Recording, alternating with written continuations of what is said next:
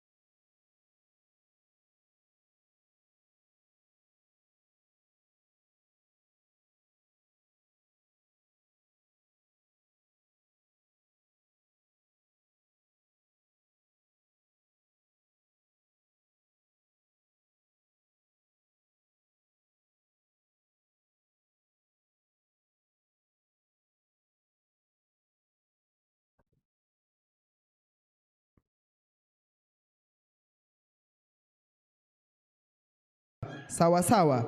So Raphael's family had to relocate to a new neighborhood. So in the new neighborhood, he would not meet John again, but he would make new friends. So as they moved to the new neighborhood, Raphael also had to change the school. So he got to a new school. How many are planning to be new schools next year? Si shule zilifungwa?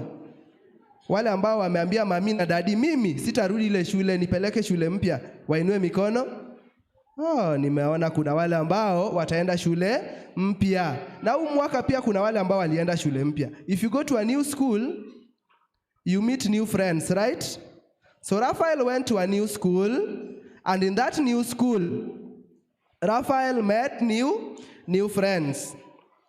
And in that new school, before he met new friends, the first thing that happened to Raphael felt lonely, and he felt as if he was not part of that society. So when he felt lost, he also felt lonely.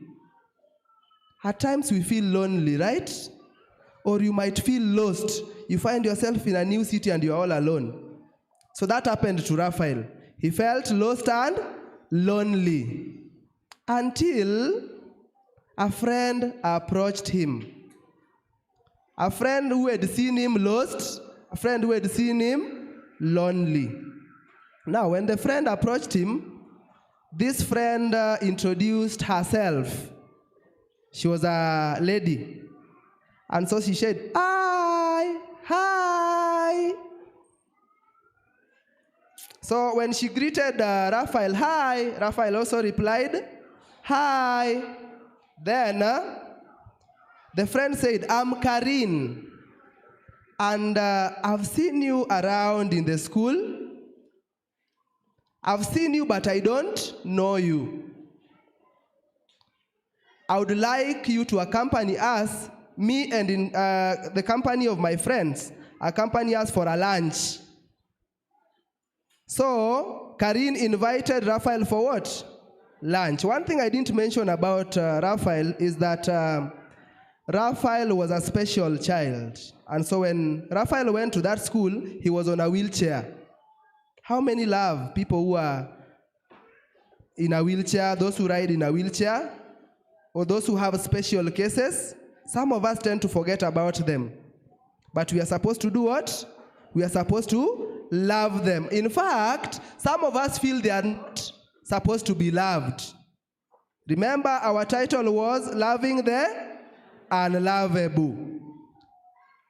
Now, this is what happened to Raphael. He never expected love, but he got hospitable people who loved him in that community, led by Karin. And so, from this story, we realize that someone else in the Bible also offered love without measure, love without boundary.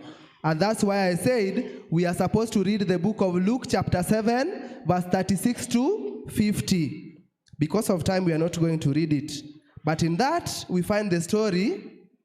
Who are the characters we find in that story? If you remember, that is if you had read. Yes? Anybody remembering any character if they had read that story? There's a character called Simon. Okay? Simon was a Jewish ruler. And Jesus had healed him from leprosy. Now, leprosy is one of the diseases you never want to have. So Jesus healed him from leprosy. And to offer thanks, he called for a feast. He invited Jesus and other friends. Now, in this feast, there was a gate crusher. This gate crusher was a lady called who? Who was the gate crusher? Big children? Who was the gate crusher?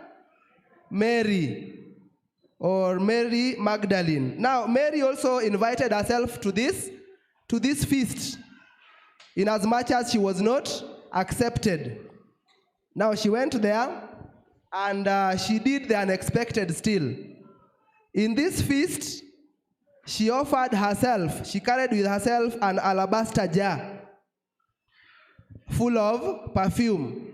This perfume was so expensive. How many buy their friends expensive gifts? How many? Okay. Mary offered Jesus an expensive gift of an alabaster, a perfume in an alabaster jar. And so finally, she knelt down,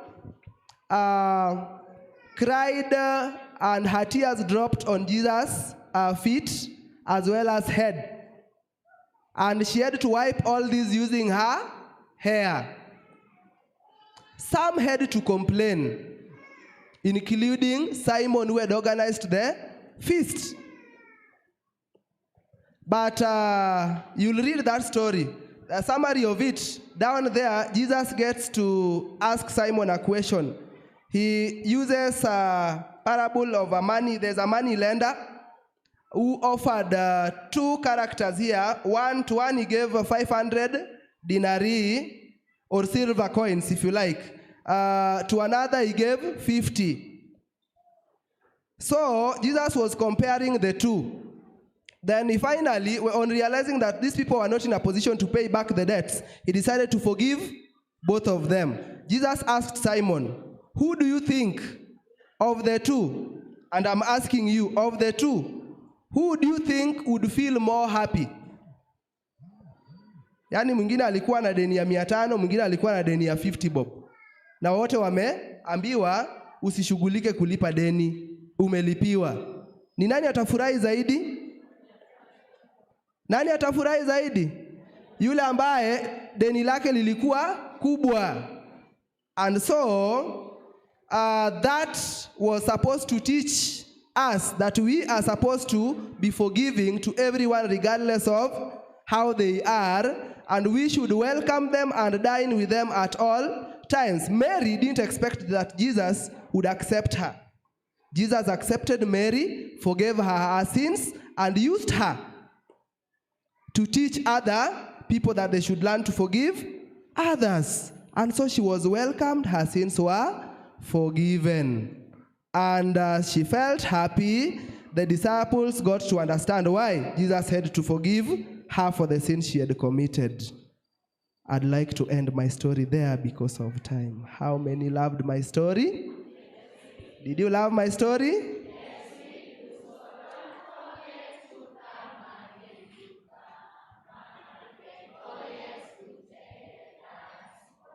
Thank you. Let's pray.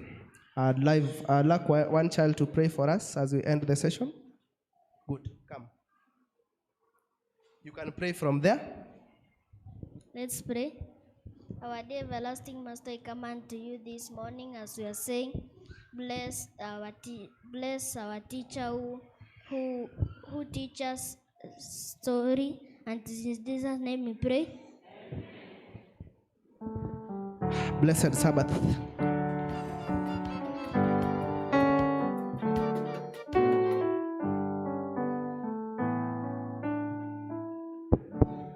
Happy Sabbath. Happy day. I welcome all of you to today's Sabbath. It's a youth-led Sabbath. Welcome all to today's Sabbath.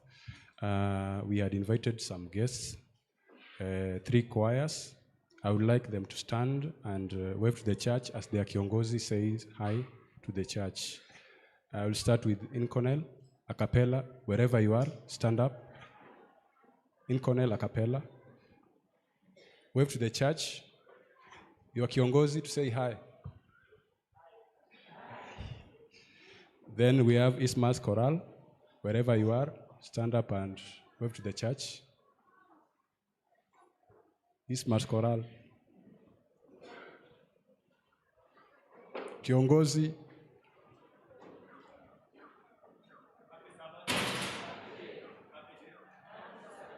Then to Mashimoni Choir. You can stand up. AY Choir. Mashimoni AY Choir. Wave to the church. Kiongozi aseme jambo. Choir karibuni kwa wimbo.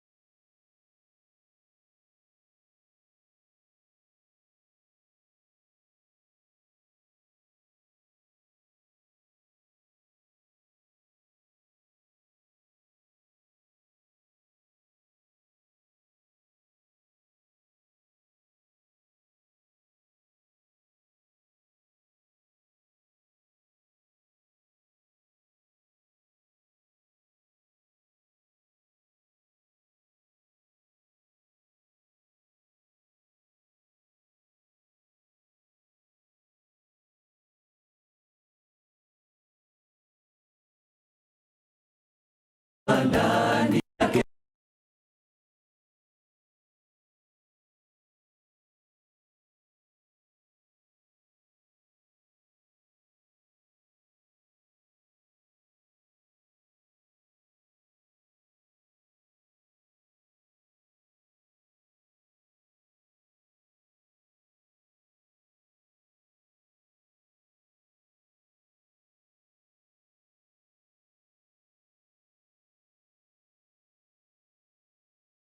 Piga vita wakashinda, piga vita wakashinda.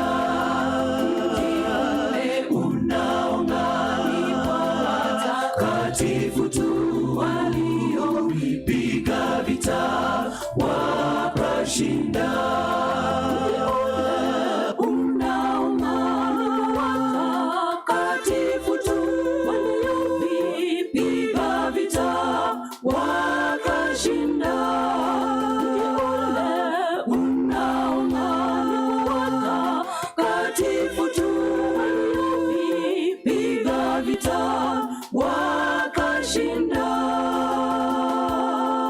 Wachukizao na wauaji, wazinzi, wachawi, waabudu wa sanamu, sehemu yao ni katika lile ziwa liwakalo moto wa kiberiti.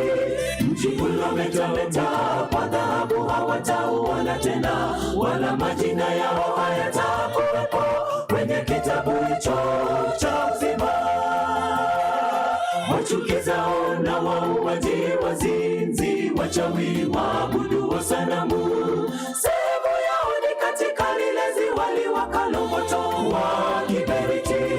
Mji unametameta kwa dhahabu, hawatauona tena, wala majina yao hayatakuwepo kwenye kitabu hicho cha uzima. Wachukizao na wauaji, wazinzi, wachawi, waabudu wa sanamu, sehemu yao ni katika lile ziwa liwakalo moto wa kiberiti. Mji unametameta kwa dhahabu, hawatauona tena, wala majina yao hayatakuwepo kwenye kitabu hicho cha uzima. Wachukizao na wauaji, wazinzi, wachawi, waabudu wa sanamu, sehemu yao ni katika lile ziwa liwakalo moto wa kiberiti. Mji unametameta kwa dhahabu, hawatauona tena, wala majina yao hayatakuwepo kwenye kitabu hicho cha uzima. Na wauaji, wazinzi, wachawi, waabudu wa sanamu,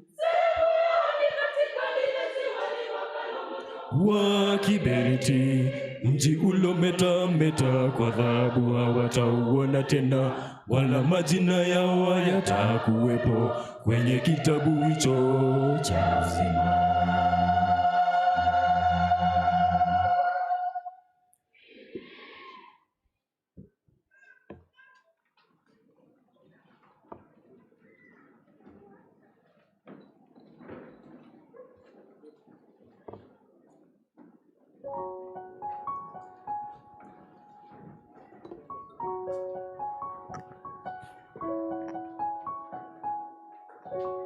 One.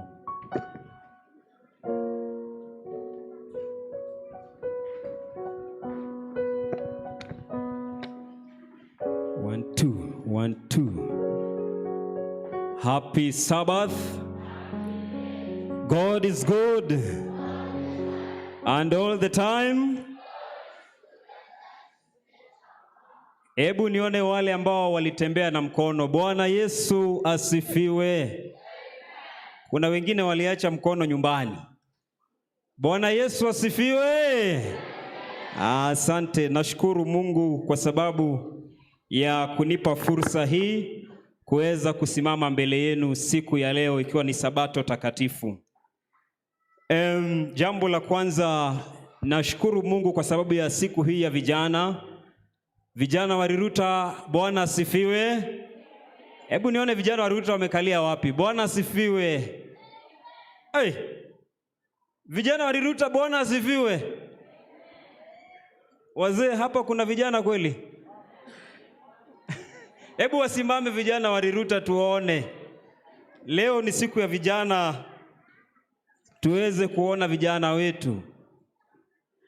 1, 2, 3, 4, 5. Wale wamekalia kule nyuma wako na mpango gani jameni? Bwana asifiwe kule nyuma. Asante. Nashukuru Mungu, mnaweza keti. Siku hii ni siku ya kipekee Mungu ameteua ya kwamba tuweze kujumuika na kulisikiza neno lake. Mimi kwa majina naitwa Pastor Peter Odhiambo. Ninatoka sehemu za Kakamega katika district inaitwa Maraba, na ninahudumu katika kanisa linaitwa Masera. Nilisafiri jana nikafika hapa salama, na najua kwamba wengi hawajanijua apart from vijana wa Riruta wale ambao tumekuwa nao kwa mtandao wa Zoom tukifanya kuhubiri na nikihutubu pamoja nao. Kwa hivyo wale wote ambao hatujajuana duniani, leo Mungu ameruhusu tujuane. Bwana asifiwe.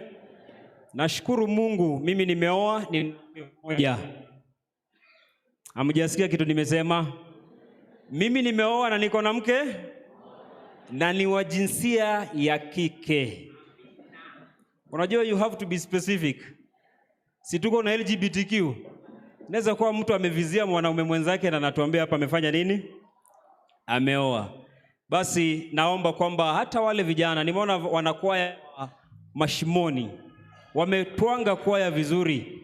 Kwa hivyo hata vijana wa Riruta jaribu muende mvizie huko muone kama kitu inaweza fanyika, si ndio? Mko na kanisa kubwa, hii kanisa simfanyange harusi kila mwaka. Bwana asifiwe. Ama ni mbaya? Si ni mzuri? Haya, najua tutaweza kukuwa na mjadala huo. Tuliongea na mchungaji wenu juma lililopita, na najua kwamba amejua niko hapa pamoja na wazee, na hata kule kwangu pia wamejua niko hapa, na nilipewa salamu nikaambiwa kwamba nikifika niweze kuleta salamu. Ni wangapi wanazipokea? Asante. Unajua hiyo ndio tamaduni yetu kama Waadventista wa Sabato. Hivyo basi bila kupoteza muda nataka kuanza mahubiri yangu, na sitachukua muda mrefu sana vile Roho atakavyoniongoza. Na ninaomba kwamba unisikilize kwa makini. Tunapozidi kuchanganua neno la Mwenyezi Mungu, saa zingine shetani huchukua nafasi kwa watoto kulia, kwa simu kulia, wale ambao wako Facebook, wale ambao wako Instagram, wale ambao wanafanya content creation. Wacha tuingie kanisani. Bwana asifiwe. Aya, wacha tuombe. Tunaomba. Baba na Mungu wetu, tunashukuru kwa sababu umetupatia neema na kibali kwamba tuweze kulisikiza neno lako ambalo ni neno takatifu. Hivyo basi Mwenyezi Mungu, nakualika kwa njia ya kipekee kwa uwezo wa Roho Mtakatifu kwamba uweze kunitumia kama chombo, uninyang'anye yaliyo yangu Mwenyezi Mungu, na uweze kutia maneno yako katika kinywa changu, ili kwamba mambo yote ambayo utakayosema hapa yaweze kulirudishia jina lako sifa na utukufu. Bariki hata wale ambao wanasikiza kule nje Mwenyezi Mungu. Naomba kwamba mahitaji yetu yote Bwana uweze kuyatimiza kwa ajili ya utukufu wako, na ni kwa jina la Yesu tumeomba na kuamini. Amina. Topic yangu ya siku ya leo kwa mahubiri ni kwamba kwa sababu ni siku ya vijana, jinsi gani kijana ataisafisha njia yake? Hiyo ndio topic yangu. Je, ni jinsi gani kijana ataisafisha njia yake? Tunaishi siku ngumu duniani ndugu na dada, na hizi si siku za kucheza nazo. Unajua Yesu alipokuwa hapa duniani, kuna vitu Yesu alisema ambazo tukizizingatia vizuri sana, tutakuwa na ile taswira ya kutazama mambo ya kiroho kwa hali ya kunyenyekea na kwa hali ya kupokea. Yesu akasema kwamba, hebu tuende katika kitabu kimoja kinaitwa Mathayo 7. Mathayo mstari wake ni wa 7. Mada yetu ni je, jinsi gani kijana atasafisha njia yake? Mathayo 7:13. Yesu anasema hivi. Yesu anasema kwamba ingieni kwa kupitia mlango ulio mwembamba, kwa maana mlango ni mpana na njia ni pana iendayo upotevuni, nao ni wengi waingiao kwa mlango huo. Sikia jambo la kwanza. Yaani Yesu anajaribu kutupatia taswira kwamba watu wanaoenda mbinguni ni watu wachache sana. Na watu ambao wanaenda kupotea ni watu wengi. Sikia vile neno la Mungu linasema tena mstari wa 14. Ya kwamba bali mlango ni mwembamba na njia imesonga iendao uzimani, nao waionao ni wachache. Mnaona vile tumejaa hapa kama stadium? Happy Sabbath. Vile tumejaa hapa kama stadium, katika statistics za Mwenyezi Mungu, wale ambao wanaweza kufanikiwa kwenda mbinguni ni watu wachache sana. Mungu huwa hafanyi kazi na umati. Ati tumejaa katika umati, tumejaa katika kanisa, tumejaa katika kwaya ya kanisa, tumejaa katika grupu ya vijana, sisi ni vijana. Mungu, kuna vile Mungu anafanya kazi yake. Na ndio maana tunaambia kwamba hii njia ni nyembamba, nayo imesonga ambayo inaenda uzimani. Hebu angalia mwanamke ambaye amekaa kando yako kama amesuka nywele. Kuna kuanga na zile nywele zinasukwa zimefanya nini? Zimeenda hivi hivi. Zimesongwa, si ndio? Hiyo njia ambayo inaenda uzimani ni nyembamba na imeenda kusonga songa. Na tunaambiwa ya kwamba ni watu wachache wanaenda mbinguni. So inamaanisha kwamba katika safari ya mbinguni hakuna kitu inaitwa proxy. Mnajua proxy? Ati ninaokolewa na mke wangu, ama ninaokolewa na grupu ya kwaya, ama ninaokolewa na vijana kwa sababu vijana wameongoka sana. Hapana. Watu ambao wanaenda mbinguni, Yesu alikuwa very clear kwa watu ambao wanaenda mbinguni. Na akasema hivi, nataka usikize katika mstari wake wa 27, kitabu hiyo ya Mathayo 7:21. Yesu akasema kwamba si kila mtu aniambiaye Bwana Bwana atakayeingia katika ufalme wa mbinguni, bali ni yeye afanyaye mapenzi ya Baba yangu aliye mbinguni. Yesu akasema kwamba watu wengi wananiita Bwana Bwana. Wanasema kwamba wewe ni Bwana. Walimkujia Yesu akasema kwamba Yesu wewe ni Bwana. Yesu akasema kwamba sio wote wanaoniita Bwana Bwana. Tena anaendelea kusema, wengi wataniambia siku ile, Bwana Bwana, hatukufanya unabii kwa jina lako, na kwa jina lako kutoa pepo, na kwa jina lako kufanya miujiza mingi? Ndipo nitawaambia dhahiri, sikuwajua nyinyi kamwe, ondokeni kwangu mtendao maovu. Yaani Yesu anajaribu kutupatia principle moja hapa ya kuelewa watu ambao wameokoka. Sikia, ni watu ambao wanafanya mapenzi ya Baba yetu aliye wapi? Kwa hivyo mtu hafai kusimama kusema nimeokoka na ufanyi mapenzi. Unaweza kuwa unaimba kwaya, unaweza kuwa wewe ni mzuri katika timu ya vijana, unaweza kuwa wewe ni mzee wa kanisa, lakini wewe haujafanya mapenzi ya Mwenyezi Mungu. That does not qualify you to attain salvation. Na hivyo basi tunapoangalia siku hii ya leo ya vijana, tunaangalia kwamba changamoto ni mingi katika ujanani. Na ninapozungumzia vijana, mahubiri yangu inakata cross watu wote. Tunaishi siku ngumu katika ulimwengu ambapo watu hawajaelewa standards za Mwenyezi Mungu. Standards za Mwenyezi Mungu zimeshushwa katika ulimwengu wa leo, hasa katika ulimwengu wa Ukristo. Na ndio maana saizi Wakristo wanadai kwamba wanaweza fanya vile wanataka. Bwana asifiwe. Tunaweza fanya vile tunataka. Wakristo wanaishi ni kana kwamba wanaweza wakaishi vile wanavyopenda. Asante fundi wa mitambo. Asante kwa kunijali. So nasema kwamba standards za Mwenyezi Mungu hazijabadilika. Mungu anatuambia kwa neno lake kwamba kitabu ya Mathayo 5:48, Yesu anasema kwamba iweni wakamilifu kama Baba yenu aliye mbinguni ni nini? Ni mkamilifu. Katika kitabu ya Petro wa kwanza 1:13 na 14, Mungu anaitwa mtakatifu. Na tunaambia kwamba iweni watakatifu kama yeye aliyewaita alivyo nini? Mtakatifu. So hizo standards mbili ndio zinatuonyesha kudhihirisha tabia ya Mwenyezi Mungu. Sasa tunaishi kana kwamba Mungu amebadilika. Vile watu wanafanya kwa kanisa leo, haswa kwa ibada, imefika mahali ambapo Yesu anatuangalia akiwa mbinguni anasema hivi, sikia, unajua hakuna kitu mbaya duniani kama watu wamekaa hivi kanisani wanaabudu Mungu, lakini Mungu akiwa mbinguni anasema kwamba watu hawa uniheshimu kwa midomo tu, ila mioyo yao iko wapi? Iko mbali nami. Nao wananiabudu bure, wakifundisha mafundisho aliyomaagiza wanadamu. So Mungu wetu hajabadilika. God has not changed. In fact, Mungu anatuambia kwa neno lake hivi, kitabu ni ya Malaki 3:6, anasema kwamba mimi Mungu sina kigeugeu, habadiliki. Bwana asifiwe. Lakini wanadamu si tunabadilika? Hata katika ndoa si watu wanabadilika? Hata katika biashara si watu wanabadilika? Lakini huyu Mungu ambaye tunayemshuhudia ni Mungu asiyebadilika. Na ndio maana anatuita sote kwake, iwe ni vijana, iwe ni kina mama, iwe ni wazee. Mwenyezi Mungu anatuita kwake, anasema njooni kwangu nyote. Mbona Mungu aseme njooni kwangu nyote? Unajua Mungu anaelewa tumelemewa na mizigo.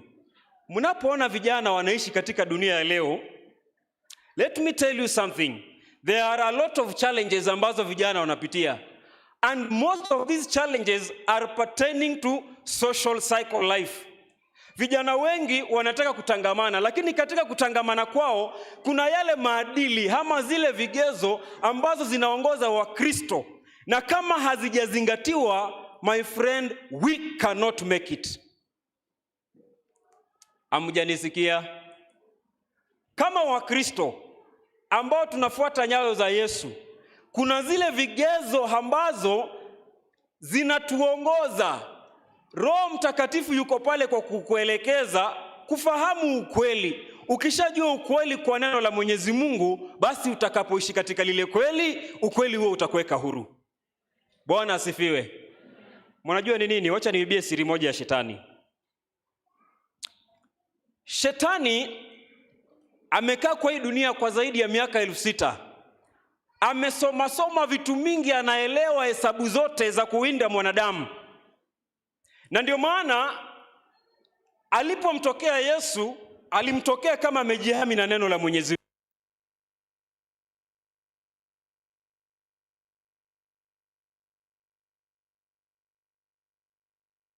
Naona namtaja shetani anakasirika. 1, 2. Let me tell you, shetani amesoma vizuri kabisa mbinu za kutega wanadamu, na amehitimu katika hilo darasa, na amehakikisha kwamba atawinda mtu ambaye hajajisimika ndani ya Yesu. Hamjanielewa? Shetani huwa anashinda wale watu ambao hawajamjua Kristo. Ndio shetani huwa anawaangusha. Na sisi ambao tumeitwa na Mungu kuwa wanawake, lazima tuweze kukaa tayari kupinga mbinu za shetani kupitia kwa neno lake. Na ndio maana Paulo anaandikia vijana, hebu sikia vile Paulo anaandika. Wakorintho wa pili hiyo 7. Wakorintho wa pili 7:1. Paulo anasema kitu fulani. Anasema hivi. Paulo anasema jambo fulani ya kwamba basi wapenzi wangu, kwa kuwa tuna ahadi hizo, na tujitakase nafsi zetu na uchafu wote wa mwili na roho, huku tukitimiza utakatifu katika kumcha Mungu. So hapa Paul anajaribu kusema jambo fulani ya kwamba kwa sababu tayari tuna zile ahadi ambazo Mwenyezi Mungu ametupatia, Paul anasema ya kwamba tujitakase nafsi zetu. Bwana asifiwe. Paul anaambia vijana kwamba tujitakase nafsi zetu na uchafu wote wa mwili na roho. Kumbe Wakristo ambao wamehitimu kwenda mbinguni ni watu ambao lazima wasafishe nafsi zao na mwili. Bwana Yesu asifiwe. Unajua, vijana inapokuja katika mwili, vijana wanajitetea, wanasema kwamba mwili wangu ni naweza fanya na mwili wangu kitu ninaotaka, si ndio? Let me tell you something. Mwili wako huo si wako. Tunaambia kwamba mwili wako huo ni hekalu la nani? La Mungu. Na ndio maana unakuta saizi vijana wengi wanajisumbuka kuongeza vitu kwa mwili. Vijana wengi wamechafua roho zao na vitu mingi ambavyo tunatazama na macho, ambavyo tunasikiza na masikio, na vile ambavyo tunafanya nini? Tunakutana nazo katika maisha kila siku. How many of young people, not only young people, how many people ambao ni Wakristo wamelemewa na so many addictions katika maisha yao? How many people shetani amewafunga katika minyororo, iwe ni katika ndoa, iwe ni katika hali ya magonjwa, iwe ni katika utumwa wa dhambi? Ni wangapi wamefungwa na shetani? Ni watu wengi sana. I walk in campus juzi, kijana mmoja ananiambia, pastor, nimelemewa na pornography. Hii kitu imenishinda kuacha. Anajaribu kuacha na imemlemea kabisa. How many young people are even cohabiting? How many young people are even fornicating in the church? How many young people and even elders are committing adultery? Unajijua wewe mwenyewe. Kwa sababu tumefika kizazi ambacho, sikia vile nitasema, huu mwili ambao tumebebana nao wa dhambi, Paul akasema kwamba ole wangu maskini, ni nani atakayeniokoa na mwili huu wa nini? Wa dhambi. Alijiangalia kwamba anajaribu kutenda mema, lakini mabaya yanafanya nini? Yanamfuata. Anajaribu kutii sabato, lakini anashindwa. Anajaribu kusimama na anajikuta anaanguka. Akasema mimi ni maskini jameni. Paul akasema kwamba yeye ni nani? Akasema ni nani atakayeniokoa na mwili huu wa dhambi? Na akasema kwamba namshukuru Mungu kwa Bwana wetu nani? Yesu Kristo. Bwana asifiwe. Kwa hivyo huu mwili wetu lazima utakaswe na roho zetu, ili baada yetu uweze kukubalika mbele za Mwenyezi Mungu. It is very hypocritical. Sikia vile nitasema. Kama tunaabudu Mungu na kuna vitu tumeshikilia intentionally and willingly. Hamujaelewa? Kuna mtu anaitwa, Mungu anadili na watu sampuli mbili kwa dunia hivi, jinsi hivi. Sikia. There are people who are ignorant and there are people who are willfully ignorant. Kuna wakati Mungu akasema kwa Biblia kwamba zile zama za ujinga Mungu alijifanya ni kana kwamba fanye nini? Lakini leo hii Mungu anataka watu wote, kama umejua ukweli, tubu kutoka katika dhambi zako. Bwana asifiwe. Na ndio maana Paul anasema kwamba tujitakase nafsi zetu na uchafu wote wa mwili na roho. Kwa sababu hakuna vile utajiwakilisha mbele ya Mwenyezi Mungu na umechafuka katika mwili na umechafuka katika roho. Kijana mmoja akaniambia juzi eti, pastor, mimi naomba nipate msichana bikra. Nikamuuliza, na wewe ni bikra? Wewe mwenyewe ni nyang'au, umetembea hapa na pale, unadai kwamba wewe ni bikra. Kuwa mzuri kwanza ndio utapata mzuri. Bwana asifiwe. Ama nimeongea vibaya? Let me tell you something, young people. Ili Mungu hata akubariki na kitu kizuri, lazima wewe pia ukuwe mtu mzuri. Wacha kukua jambazi, alafu unasema Mungu jameni, unaombanga usiku na mchana, ukiambia Mungu jameni nataka hii. Na wewe mwenyewe haubadiliki, umeshikilia vitu hivi. Mmeniangalia vizuri. Naona watu wananiangalia na mshangao. Nasema hivi, watu wa Mungu. Mungu kuna wakati ambapo anaangalia wanadamu na anasema umejua ukweli? Ndio nimejua ukweli. Anataka uishi katika hiyo ukweli. Na hiyo ndio kitu ambayo imetushinda WSDA. Tuko na neno la Mungu wa Adventist, tunakaa wale Wayahudi na Mafarisayo ambao walipiga Yesu mawe. Kwa sababu Yesu amekuja kujidhihirisha kwao kwamba yeye ndiye mwana wa Mungu. Na ameshatoa matendo zote, amefanya ishara zote, amefanya miujiza yote, lakini bado anajiuliza, is there anything good that can come out of what? Nazareth. Angalia hawa watu. Hata sauti imesikika kutoka mbinguni ikisema kwamba tazama, huyo ndiye mwana wangu niliyefanya nini? Na bado anajiuliza, bado kuna kitu kinaweza tokea Nazareth. Hao ndio Adventista leo wamekaa kwenye makanisa leo. Tunaona ishara zote, Yesu anarudi, lakini bado tumefanya nini? Tumekaa katika hali ya salama. We are not making any change in our lives. Hebu sikia vile Mungu anasema. Kitabu ni ya Timotheo wa kwanza 6. Timotheo wa kwanza 6:11. Mungu anasema hivi. Timotheo wa kwanza 6:11. Kwa mtu wa Mungu, Paul anasema hivi, bali wewe mtu wa Mungu, uyakimbia mambo hayo, ukafuate haki na utauwa na imani na upendo na saburi na upole. Yaani Paul anasema hivi, anaandikia Timotheo kijana mdogo, na anamwambia wewe Timotheo, fanya hivi, wewe mtu wa Mungu, kimbia mambo hayo. Kuna mambo ambayo Paulo aliandikia Timotheo akamwambia yakimbie. Akamwambia fuata haki. Unajua tunafuata haki. Haki ya Yesu Kristo ikikaa ndani yetu, watu wa Mungu, hakuna siku tutakuwa na struggles kama Wakristo. Hamjanielewa, mnaniangalia? Haki ya Yesu ikikaa ndani yetu, sio sisi tena tunaishi, bali tunakuwa tumesulubishwa na Yesu, na Yesu anakaa ndani yetu. Hiyo point ni point mzito, lakini mmenyamaza. Unajua hakuna kitu ya maana kama Yesu anakaa ndani yako. Yale mambo ya dunia yote utayakimbia. Yale mambo yote ambayo ni tamaa ya ujanani utayakimbia. Yale mambo yote ambayo yanakutatiza utayakimbia, na utakuwa unaishi kwa sababu si wewe unaishi, bali ni Yesu anaishi ndani yako. Na mambo yote ambayo unayatenda si kwa sababu ya uwezo wako, bali ni Yesu anakaa ndani yako. Unajua waizidi tunakuanga na shida moja, na ndio hii shida yetu. Unaona vile tunaokolewa, sisi waizidi ni watu wa matendo. Tumefika mahali tumeachana na haki ya Yesu na imani, tumekuwa watu wa nini? Wa matendo. Na hao ndio Mafarisayo walimsumbua Yesu, wakamsulubisha Yesu. Hakuna mwanadamu atajihesabia haki mbele za Mwenyezi Mungu kwa matendo yake. Hakuna. Na ndio maana kuna watu wawili wakaenda kuomba hekaluni. Sikia, mmoja alikuwa Farisayo, mwingine alikuwa mtoza ushuru. Mmoja ambaye alikuwa Farisayo akaanza kujitetea, akaanza kudai haki yake. Akasema, Mungu, mimi si kama nini yule mtoza ushuru. Mimi nafunga mara ngapi kwa wiki, natoa sadaka, sijui nafanya nini. Angalia, ule mtoza ushuru akajigeukia, akajiangalia, akasema, Mungu, uniwe radhi, mimi ni mwenye nini? Mwenye dhambi. Na hapo ndio tumefika kama watu wa Mungu. Nani alikwambia kwamba kwa sababu ya tabia yako nje utaenda mbinguni?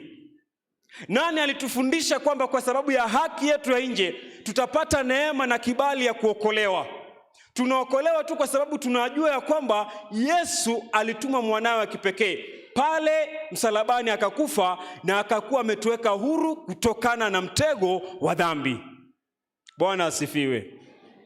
Kwa hivyo watu wa Mungu, sikia, tuko katika mbio katika dunia hii. Mbio ndio hii. Shetani amekuja hapa duniani na malengo matatu. Angalia, jambo la kwanza, amekuja kuiba, amekuja kuua na amekuja kuharibu. Kitabu ni ya Yohana 10:10. Hebu tusome hiyo aya uweze kusikia. Biblia inasema hivi, Yesu anasema hivi, Yohana 10:10. Yesu anasema ya kwamba mwivi haji ila haibe na kuchinja na kuharibu. Mimi ninakuja ili wawe na uzima, kisha wawe nao tele. Bwana asifiwe. Yaani Yesu amekuja kuleta uzima, na amesema kwamba tutakuwa na huo uzima wa milele tele. Lakini shetani amekuja kuiba, amekuja kuharibu, amekuja kuua. Na nampenda Yesu kwa sababu ya kwamba yeye amekuja kukitafuta kile ambacho kilikuwa kimepotea. Na huwa haijalishi iwe ni kijana, iwe ni mzee, umefika katika shimo gani katika maisha yako, umefika mwisho wapi katika maisha yako, bora ukijisalimisha katika Kristo na kuambia na umwambie shida zako, Yesu ako na uwezo wa kukuweka huru. Bwana asifiwe. Ndio maana dhambi ambayo ina trend katika dunia ya leo, sikia, unajua kuna kitu Paulo aliandika kwa Wakorintho.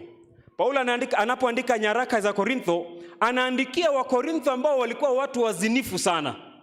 Na unajua dhambi hii ya zinaa ilileta matatizo kule Korintho. Mpaka Paulo akaandika akasema kwamba inasemekana kwamba kuna zinaa ambayo inatendeka hapa ambayo hata iko ndani ya watu wa mataifa. Amjambo. Yaani Paulo anasema kwamba kuna zinaa inafanyika kwa kanisa ambayo hata haipatikani kwa watu wa mataifa. Na unajua those are some of the compromises ambazo vijana wamepitia.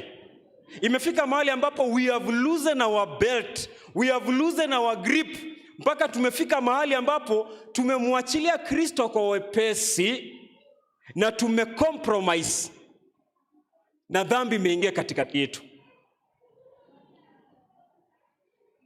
Unasikia kijana anasema nilipatikana tu nimefanya hivyo. Ilifanyika tu hivi. Imefika mahali ambapo peer pressure imekuwa too high until some of the young people hata wajui some of the good priorities to set in life. It is because the devil is roaring like a lion. Na kama wewe ni mtu tu hivi ati umesoma uko na PhD uko na masters, my friend, kwa mambo ya kiroho hautoshi mboga. Nyinyi mnajua shetani kweli? Kuna mahali Paul alikuwa anaenda kukemea mapepo. Watu walikuwa wanakemea mapepo. Mapepo yakaanza kupiga watu. Wakasema kwamba Paul tunamjua, Yesu tunamjua, na wewe ni nani wewe? Wewe unajulikana katika ulimwengu wa kiroho. Wewe ni kijana umesoma tu hapa Nairobi juzi, uko na miaka 24, umeanza kujidai, umejiachilia, imefika mahali ambapo miadarati imekufunga, relationships ambazo ni toxic zimekufunga, umeshindwa kukuwa na self control kwa sababu haujamfahamu Kristo. Na ndio maana shetani hana heshima na makaratasi, nimesoma, sijui niko na nini, niko na pesa, anaangusha wote. Ukisoma kwenye kitabu ya Hesabu 25:1, tunaambia kwamba wana wa Israeli waliangushwa na wanawake ambao wanaitwa the Moabite women. Mnajua the Moabite women? Hawa ni wanawake ambao leo wanaitwa the slay queens. Mnaona? Mnaonanga hata kanisani? Nyinyi mnajifanya mwajui na hapa Nairobi wamejaa. Mnaonanga slay queens kanisani kweli? Hata wako huko nje. Let me tell you something. Hiyo generation ya wana wa Israeli Mungu aliwazuia kuingia Kanani kwa sababu ya dhambi moja tu ambayo ilikuwa inaitwa dhambi ya uzinifu. Wakakosa kuingia ng'ambo ile kwa sababu wanawake walikuwa wamejipamba, wamejipodoa, wakiangaliwa hivi, wanaume wanawaangalia na mtazamo wa nje. Unajua wanaume wengi siku hizi shida ni mingi.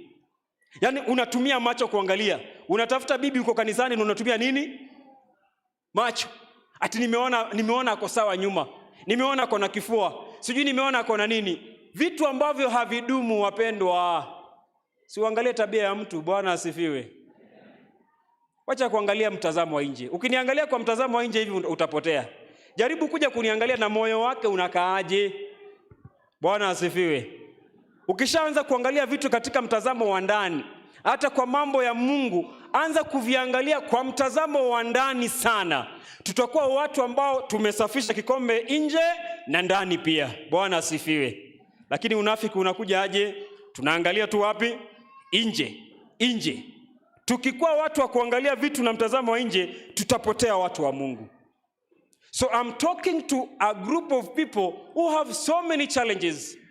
And fornication has also become so rampant. Ule ameenda huko ameanguka nayo. So unasikia siku hizi wanaimba anguka nayo. Si ndio? Ameenda huko wanasema ameanguka na ni Wakristo wanaimbanga kwaya hapa siku zote. Wao wanakuanga kwa youth group moja, lakini wanaanguka nayo. Unajua ukianguka katika dhambi, kuamka inahitaji neema ya nani? Neema ya Yesu peke yake. So unapoanguka nayo, jua ya kwamba unachafua mwili wako. Jua ya kwamba unachafua roho yako. Jua ya kwamba unajiweka kwenye mtego wa nani? Wa ibilisi, shetani. So as a young person, we must have a determination. Kitu ambayo inatusumbua ni kwamba we do not have determination. How many young people in the Bible had determination? Angalia kijana kama Yusufu katika nyumba ya Potifa.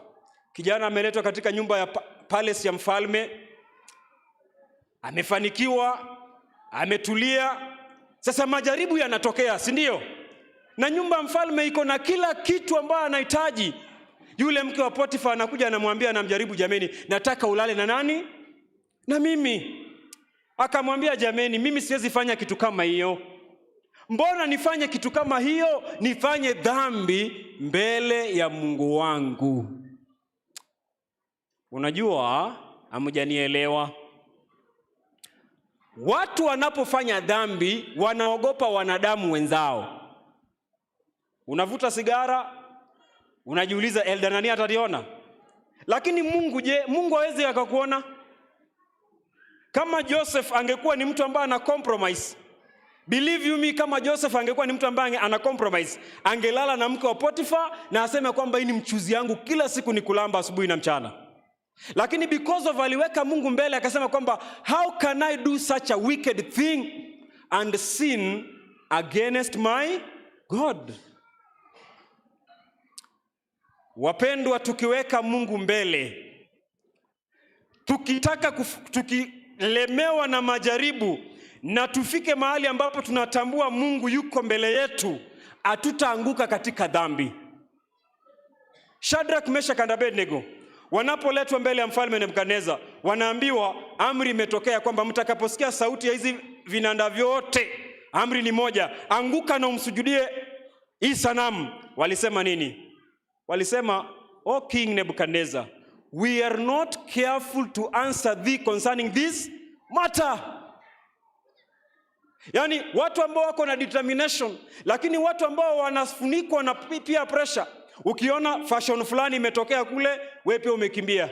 Ukiona kuna kitu ina trend kule, wewe pia umekimbia. I don't know what is the pressure. Watu tunakimbilianga wapi? Na unajua hiyo ndio competition ambayo iko katika kanisa la leo. Watu wanataka kufanya vile watu wengine wanavyofanya.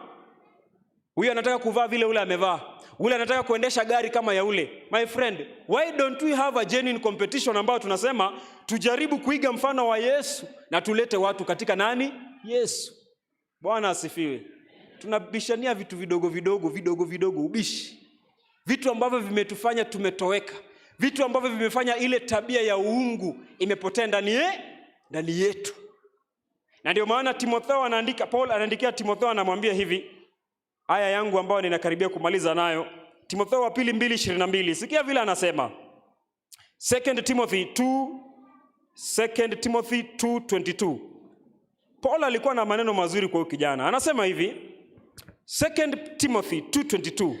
Anamwambia hivi kijana mdogo, anamwambia, lakini zikimbieni tamaa za ujanani.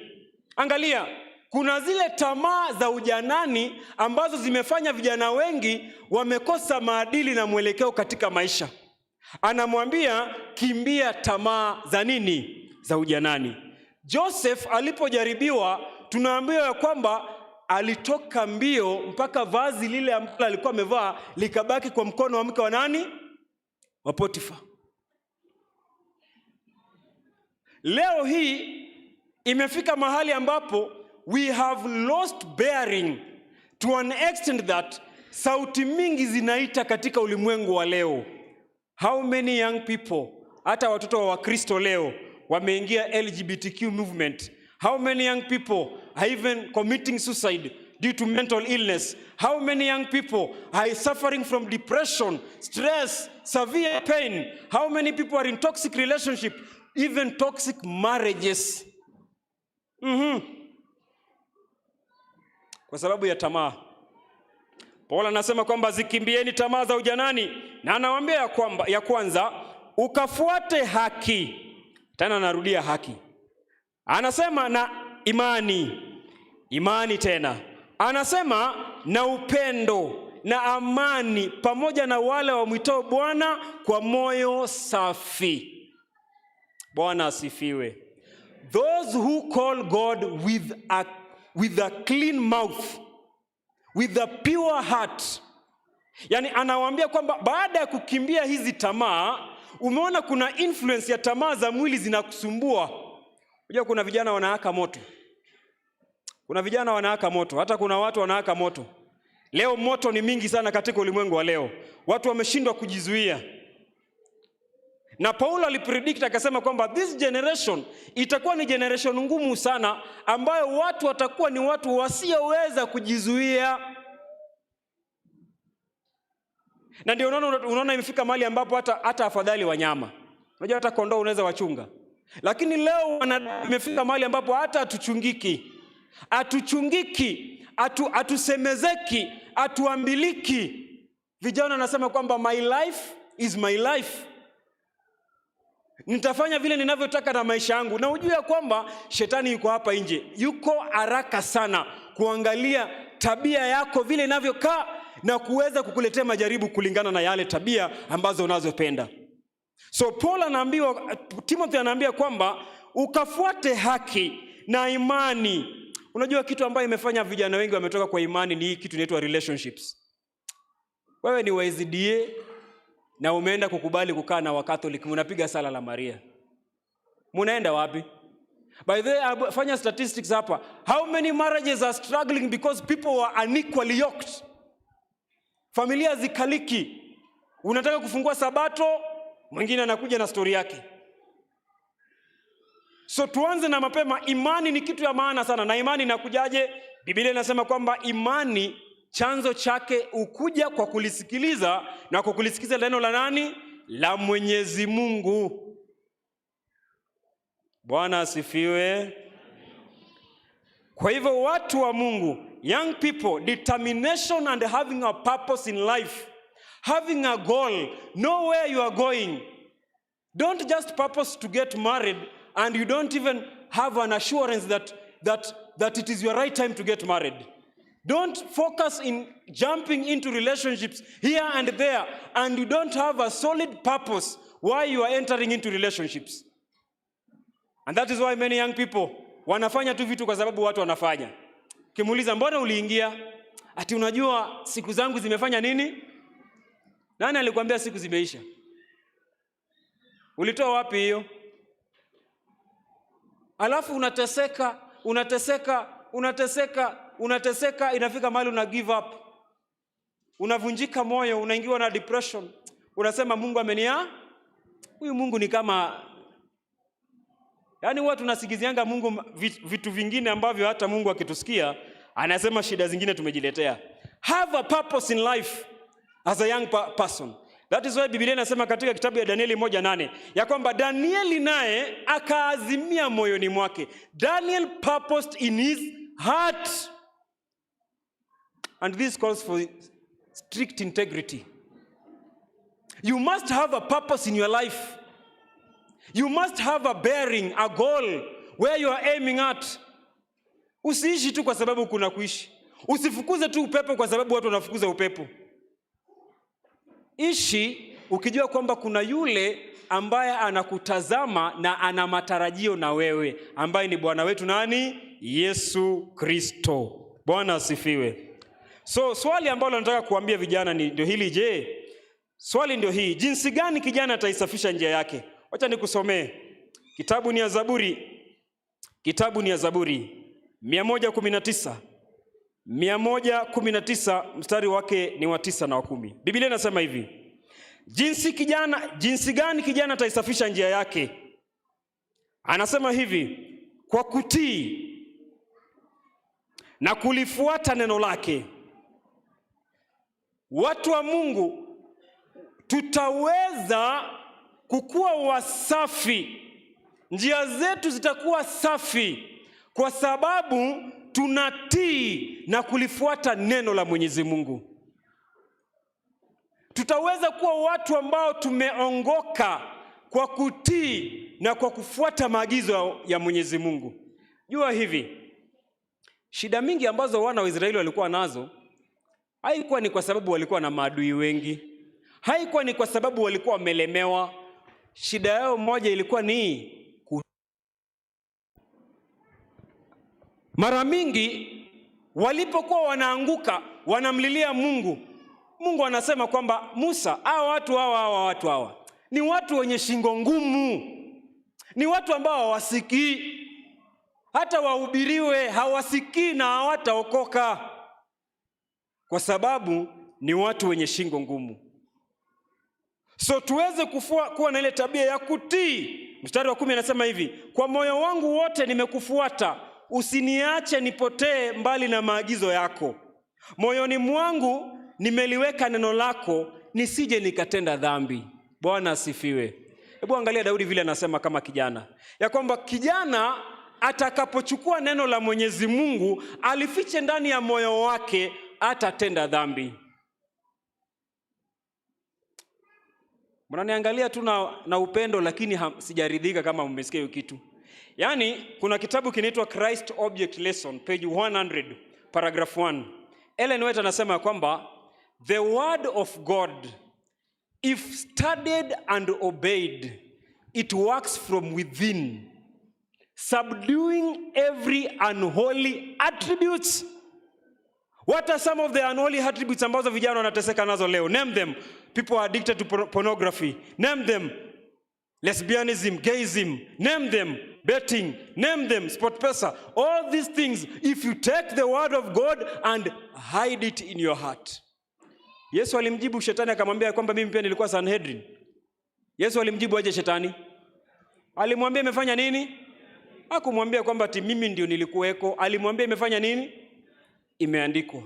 Watu wa Mungu, tunapotaka kuishi maisha ya utauwa ndani ya Kristo, tunapotaka kufuata vigezo ambavyo ni vya haki ndani ya Kristo, kama vijana, kama wazee, kama Wakristo ambao wanangojea Yesu arudi atupeleke mbinguni, ndugu na dada, nataka nikwambie kwamba chukua hili neno la Mwenyezi Mungu. Bwana asifiwe. Namaliza nikisema hivi, tunaishi siku za mwisho na ni siku za hatari, ambapo Mungu anaita wote, anasema kwamba njooni kwangu nyote ambao mnasumbuka na kulemewa na mizigo. Ziwe ni mizigo za ujanani, ziwe ni mizigo za uzee, ziwe ni mizigo za aina gani, ziwe ni changamoto za familia, ziwe ni changamoto za biashara. Mungu anasema njooni kwangu nyote. Na ndio maana nampenda Yesu. Yesu hajatuletea matabaka katika makanisa zetu. Yesu hajatuletea ujumbe wa kugawanyisha watu, ya kwamba hii ni tabaka fulani, hii ni tabaka fulani. Yesu amesema kwamba njooni kwangu, haijalishi wewe ni tajiri, wewe ni maskini, huna nini. Yesu anatuita sote tukuje kwake, na tukishamjua huyu Yesu ako tayari kubadilisha maisha yetu. Na ndio maana anasema kwamba nuru yetu naifanya nini? Na watu waone nini? Matendo yetu mema, na wamsifu Baba yetu aliye wapi? Tusimame.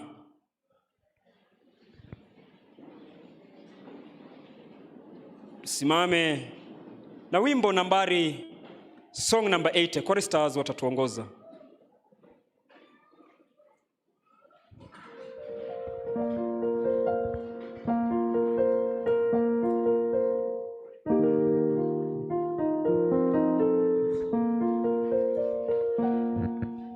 Song number 8, Kiswahili. Tupe moto wa uhai, tuimbe. Tupe moto wa uhai uliowaka zamani, uliowaongoza juu wazee watakatifu. Wapi roho iliyokaa moyoni mwa Ibrahimu, kadhalika ndugu Paulo aliwezeshwa na moto. Neema yako haina nguvu siku hizi sawa, kama wakati wa Musa, Ayubu na wa Eliya. Zamani za kale Bwana, kumbukana kwa rehema, ziuishe roho zetu kwa Roho Mtakatifu.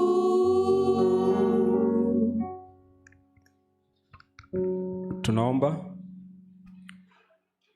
Baba na Mungu wetu, tunasema ni asante kwa sababu umeongea pamoja nasi. Tunaishi siku ngumu za historia hii ya ulimwengu, na unatuelewa vyema na changamoto zote ambazo zinatukumba kama watoto wako. Ninaomba Kristo uliye hai, kama kunaweza kuwa na tatizo ndani ya maisha ya mama huyu, mzee huyu, vijana hawa, uweze kuwabadilisha kwa jina lako. changamoto zote za ujanani, Mwenyezi Mungu, naomba kwamba ukaweze kupatia vijana nguvu ya kukaza mwendo, kwa sababu changamoto ni mengi, Mwenyezi Mungu. Najua ya kwamba neema yako inatutosha, na Bwana umetupatia nguvu ili kwamba tuzidi kukuangalia wewe, ambaye hukuona aibu na ukaweza kukufa kwa ajili ya dhambi zetu. Tusamehe Mwenyezi Mungu. Kama kuna wagonjwa katikati yetu, Mwenyezi Mungu, naomba uwaponye. Kama kuna zile familia zina changamoto, naomba kwamba uweze kuwapatia neema. Wale ambao wamepoteza wapendwa hapa ndani, Mwenyezi Mungu, na wakabidhi ndani yako Kristo, kwamba uwape tumaini, uwape nguvu, na uweze kutuia radhi Kristo, kwa sababu tumepungukiwa siku zote. Naomba ubariki uongozi wa kanisa hili. Naomba kwamba Baba, unapozidi kuhesabia watu haki duniani, nao pia Bwana, nasi pia sote tukumbuke. Andika majina yetu katika kitabu chako cha mwana kondoo ambaye alichinjwa tangu kuwekwa misingi ya dunia. Tukubalike Baba, tupate kibali machoni pako, na utukumbuke katika uzima wa milele ambao umeendelewa takatifu. Na ninaomba kwa imani kupitia kwa jina kuu la Yesu Kristo aliye Bwana tena na mwombezi wetu, sote tuseme amina. Asante.